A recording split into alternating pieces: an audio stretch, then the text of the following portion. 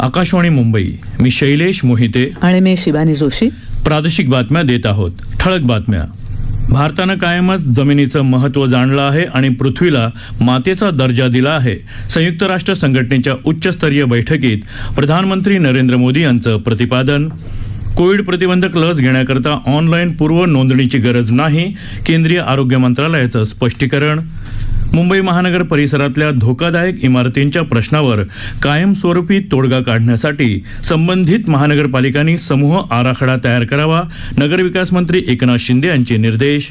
80,000 कोटींच्या ठेवींमुळे मुंबई महानगरपालिकेची कोरोना काळातही आर्थिक स्थिती भक्कम आणि राज्यातलं रुग्ण बरे होण्याचं प्रमाण 95.55% मुंबईतला रुग्ण दुपटीचा कालावधी 672 दिवसांवर. आता ऐकूया बातम्या विस्तारानं. मात्र त्याआधी एक महत्त्वाची सूचना.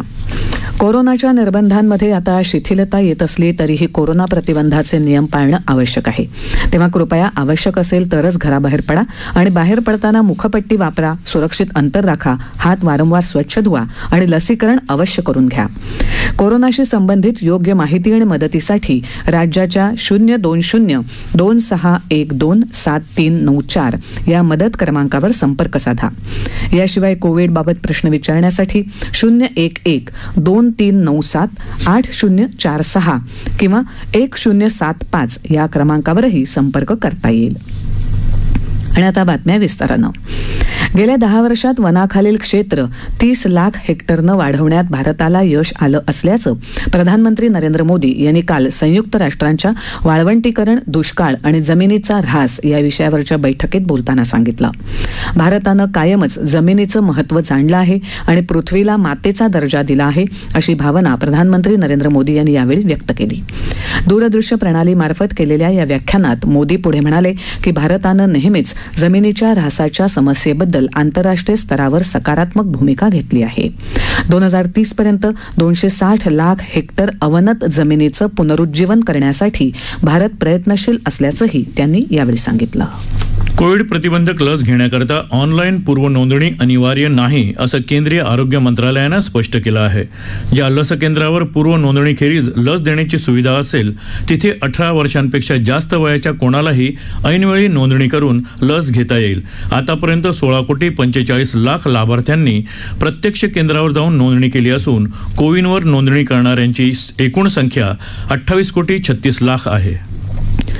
मुंबई महानगर परिसरातल्या धोकादायक इमारतींच्या प्रश्नावर कायमस्वरूपी तोडगा काढण्यासाठी संबंधित महानगरपालिकांनी समूह आराखडा तयार करावा, असे निर्देश नगरविकास मंत्री एकनाथ शिंदे यांनी दिले आहेत. याबाबत चर्चा करण्यासाठी काल आयोजित एका विशेष बैठकीत ते बोलत होते. ज्या इमारती क्लस्टर योजनेत समाविष्ट होऊ शकत नाहीत त्याच्या पुनर्विकासासाठी उपाययोजना सुचवण्याचं आवाहन त्यांनी यावेळी केलं. धोकादायक इमारतींच्या पुनर्वसनाला गती मिळावी यासाठी न्याय प्रविष्ट असलेल्या प्रकरणांमध्ये जलद निकाल देण्याची विनंती न्यायालयाला करावी, असं बैठकीत सुचवण्यात आलं. दर पावसाळ्यात धोकादायक इमारतीचा प्रश्न भेडसावत असल्यामुळे तिथल्या रहिवाशांच्या तात्पुरत्या निवाऱ्यासाठी संबंधित मनपा हद्दीत संक्रमण शिबिरं उभारावीत आणि त्यासाठी निधीची तरतूद करावी, असंही शिंदे यावेळी म्हणाले. कोरोनावर नियंत्रण आणण्यासाठी मुंबई महानगरपालिका जिद्दीनं प्रयत्न करत आहे. कोरोनाच्या संकट काळात अनेक स्थानिक स्वराज्य संस्था आर्थिकदृष्ट्या अडचणीत आल्या असताना मुंबई महानगरपालिकेचा आर्थिक पाया भक्कम राहिला आहे. पालिकेच्या तब्बल 80,000 कोटी रुपयांच्या ठेवी विविध बँकांमध्ये सुरक्षित आहेत. एकूण ठेवींच्या व्याजापोटी दरवर्षी 1,600 कोटी रुपये पालिकेला मिळत आहेत. मुंबईतल्या विकास प्रकल्पांनाही निधीची कमतरता भासत नसल्याचं स्पष्टीकरण पालिका प्रशासनानं दिलं आहे. स्वातंत्र्यप्राप्तीच्या अमृत महोत्सवानिमित्त नवीकरणीय ऊर्जा मंत्रालयानं एक वेबिनार मालिका आयोजित केली आहे. 15 मार्चपासून ही वेबिनार मालिका सुरू झाली असून ती 75 आठवडे चालणार आहे. सौर ऊर्जेवर चालणारी संकुलं, बायोगॅस, जैव इंधनाचे निरनिराळे स्रोत आणि इतर पर्यायी ऊर्जा स्रोतांबाबत संशोधन आणि आविष्कार याची माहिती देणारी अनेक भाषणं, चर्चासत्र या मालिकेत होत आहेत. महापालिकेच्या घनकचरा विभागाअंतर्गत 2 पाळ्यांमध्ये 29,618 सफाई कर्मचारी कार्यरत आहेत. या कामगारांसाठी पालिका वसाहतींमध्ये अवघी सुमारे 6,000 सेवा सदनिका आहेत. सेवेत असलेले बहुतांशी सफाई कामगार हे झोपडपट्टीत राहत असून त्यांना मालकी हक्काची घरं देण्याची मागणी केली जात आहे. त्यांच्यासाठी नेमलेल्या आयोगांकडूनही घरांची शिफारस करण्यात आली. ती राज्य सरकार आणि पालिकेकडून मान्य करण्यात आली. रत्नागिरी जिल्ह्यातल्या चिपळूण गुहागर मार्गावर असलेल्या रामपूर प्राथमिक आरोग्य केंद्राला ग्रामीण रुग्णालयाचा दर्जा देण्यात आला आहे. या मार्गावर एकही ग्रामीण रुग्णालय नसल्यामुळे इथल्या ग्रामस्थांना चिपळूण गाठावं लागायचं. स्थानिक आमदार भास्कर जाधव यांच्या प्रयत्नांमुळे आता 30 खाटांच्या ग्रामीण रुग्णालयाला मान्यता मिळाली आहे. आरोग्यमंत्री राजेश टोपे यांनी याबाबत निर्देश दिले आहेत. रत्नागिरी तालुक्यातल्या सुयश आंबर्डेकर यांना प्रधानमंत्री गरीब कल्याण योजनेचा लाभ झाला आहे. कोविड काळात या मदतीचा खूप उपयोग झाला असं त्यांनी सांगितलं. मी रत्नागिरी जिल्हा कुडतडे या गावात राहत असून प्रधानमंत्री गरीब योजना तर्फे गेल्या वर्षी आम्हाला धान्य मिळाले, या वर्षीही मिळाले आणि या महिन्यात मिळणार आहे. 8 किलो गहू, 12 किलो तांदूळ या महिन्यात पण मिळणार आहे. ही कोरोना काळात आम्हाला खूप मदत झाली. योजना गरिबांना खूप चांगली आहे, पण कोरोनाची ही परिस्थिती लवकरच सुधारली पाहिजे. अशी वेळच आली नाही पाहिजे. या प्रादेशिक बातम्या आकाशवाणीच्या मुंबई केंद्रावरून देत आहोत. कोविड-19 से बचाव और सुरक्षित रहने के 3 उपाय. मास्क लगाएं, 2 गज दूरी है जरूरी, सुरक्षित दूरी रखें, हाथ और मुंह साफ रखें. प्रादेशिक बातमीपत्रात आपलं पुन्हा एकदा स्वागत. राज्यभरात 14,732 रुग्ण बरे होऊन घरी गेलेत. 8,129 नव्या रुग्णांची नोंद झाली आहे, तर 200 रुग्णांचा मृत्यू झालाय. राज्यात आतापर्यंत 3,82,15,492 प्रयोगशाळा नमुन्यांची तपासणी झाली आहे. त्यापैकी 15.48% नमुने पॉझिटिव्ह आलेत. म्हणजेच 59,17,121 जणांना कोरोनाची लागण झाली. त्यापैकी आतापर्यंत 56,54,003 रुग्ण बरे झालेत, तर 1,12,696 रुग्ण दगावले आहेत. सध्या राज्यात 1,47,354 ऍक्टिव्ह रुग्ण आहेत. राज्यातलं रुग्ण बरे होण्याचं प्रमाण 95.55% झालं आहे, तर मृत्यूदर 1.9% आहे. मुंबईत काल 725 रुग्ण बरे झाल्यानं त्यांना घरी पाठवलं. मुंबईत आतापर्यंत 6,84,107 रुग्ण कोरोनामुक्त झाले आहेत. काल 529 नवीन रुग्णांची नोंद झाली.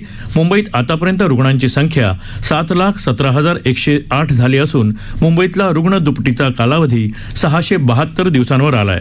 सध्या 15,550 रुग्ण उपचार घेत आहेत. काल 19 रुग्णांचा मृत्यू झाला असून एकूण मृतांचा आकडा 15,202 वर पोहोचला आहे.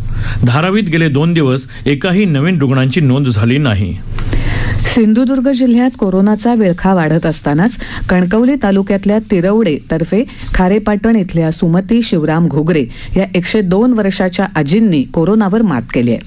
8 दिवसापूर्वी सुमती घोगरे यांना कोरोनाची लागण झाली होती. त्यांच्यावर वैभववाडी इथल्या सरकारी दवाखान्यात उपचार सुरू होते. कोरोनामुक्त झाल्यानंतर सर्व स्तरातून आजींवर कौतुकाचा वर्षाव होत आहे.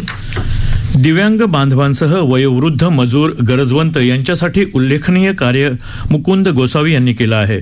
मुकुंद गोसावी स्वतः दिव्यांग असतानाही कोविड काळात त्यांनी भरीव कार्य केलं.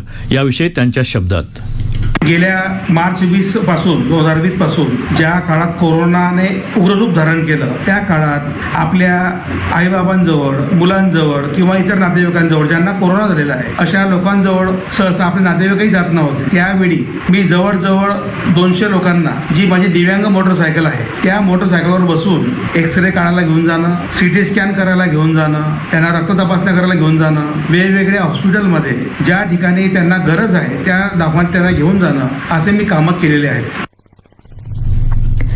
आशा स्वयंसेविका आणि गटप्रवर्तकांच्या प्रलंबित मागण्यांकडे शासनाचं लक्ष वेधण्यासाठी काळ्या फिती लावून आज धुळे महापालिकेत आशा स्वयंसेविकांनी आंदोलन केलं. धुळे जिल्ह्यात आणि महापालिका क्षेत्रात कार्यरत आशा स्वयंसेवकांनी संपावर न जाता आजपासून मागण्या मान्य होईपर्यंत काळ्या फिती लावून काम करणार असल्याचं जाहीर केलं आहे. जलशक्ती अभियानाच्या कॅच द रेन मोहिमेला आपापल्या मतदारसंघांमध्ये आणि राज्यांमध्ये पाठिंबा द्यावा यासाठी जलशक्ती राज्यमंत्री रतन लाल लाल कटारिया यांनी सर्व खासदारांना वैयक्तिक पत्र लिहिलं आहे.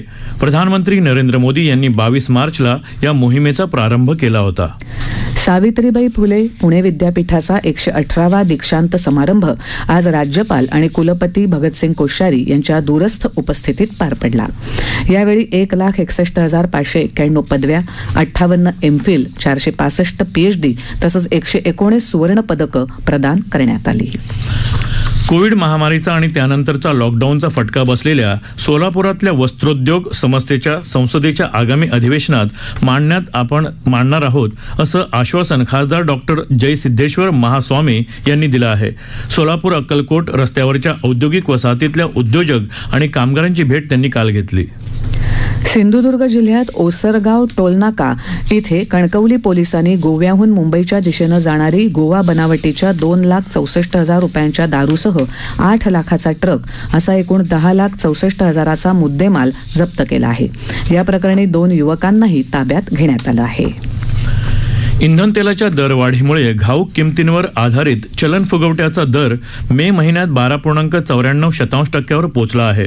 देशभरातल्या घाऊक दर निर्देशांकांची हंगामी आकडेवारी प्रत्येक महिन्याच्या 14 तारखेला जाहीर केली जाते. यासाठी देशभरातले संस्थात्मक स्रोत आणि निवडक उत्पादकांकडून केंद्राकडून माहिती संकलित केली जाते. 10 आठवड्यांनंतर निर्देशांक निश्चित करण्यात येतो आणि अंतिम आकडेवारी जाहीर करण्यात येते. मुंबई शेअर बाजाराच्या निर्देशांकात आज 222 अंकांची वाढ होऊन तो 52,773 अंकांवर बंद झाला. राष्ट्रीय शेअर बाजाराचा निफ्टीही 57 अंकांची वाढ नोंदवत 15,869 अंकांवर बंद झाला.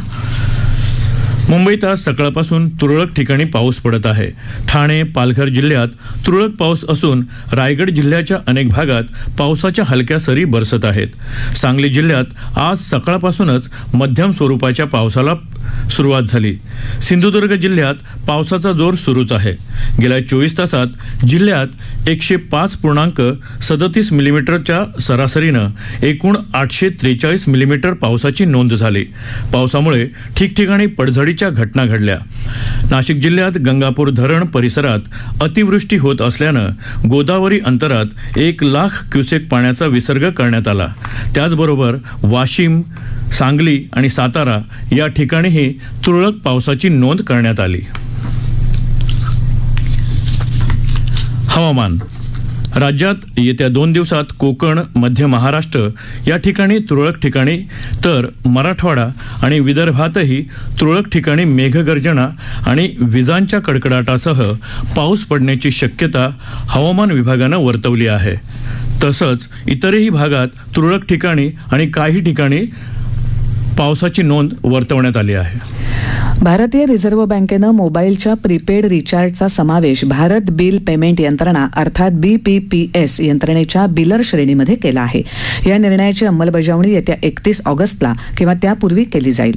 अनेक प्रकारची देयकं भरण्यासाठी BBPSची रचना करण्यात आली आहे. सध्या DTH, वीज देयकं, गॅस सिलेंडर, दूरसंचार आणि पाणीपट्टी भरणा या सुविधा BPPSद्वारे उपलब्ध आहेत.